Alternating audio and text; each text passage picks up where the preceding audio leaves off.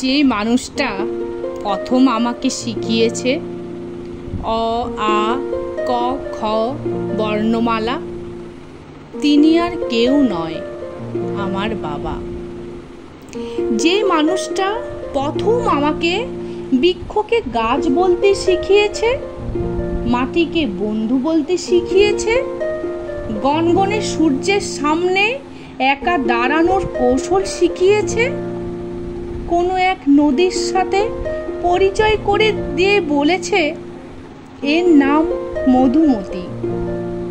পেরোতে হলে ঢেউয়ের সাথে লড়তে হবে, বুকের ছাতি চওড়া করে ভাসতে হবে।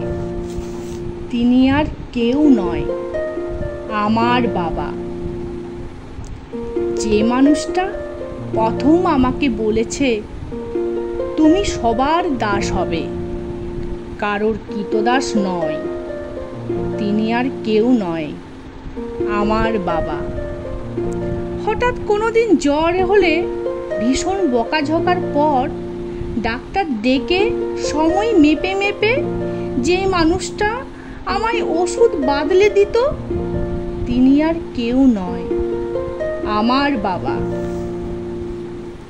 যে আমায় শিখিয়েছে জলের মতো ভাসতে হবে, পাখির মতো উড়তে হবে, অন্ধকারে আলোর মতো জ্বলতে হবে, মেঘের সাথে যুদ্ধ করে জিততে হবে, আবার ঝড় এলে ঘর হয়ে, দেওয়াল হয়ে, পাহাড় হয়ে আশ্রয় দিত যে মানুষটি, আগলে রাখত যে মানুষটি, তিনি আর কেউ নয়, আমার বাবা।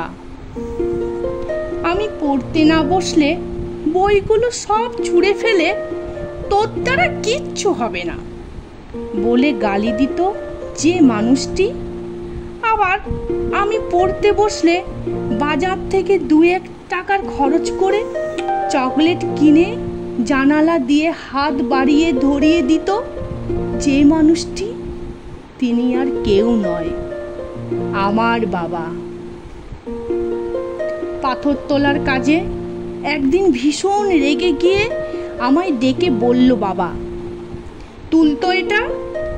তখন আমি কেঁদে ফেলি, বাবা পারছি না তো।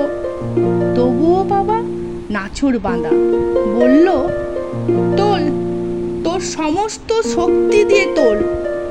বাবা পারছি না তো, সব শক্তি দিয়েও পারছি না তো। তখন আমায় যে মানুষটি বুঝিয়ে দিল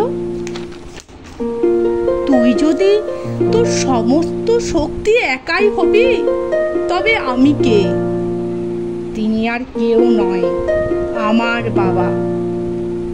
তখন থেকে অর্ধেক আমি, বাকি অর্ধেক যে মানুষটি, তিনি আর কেউ নয়, আমার বাবা, আমার বাবা, আমার বাবা।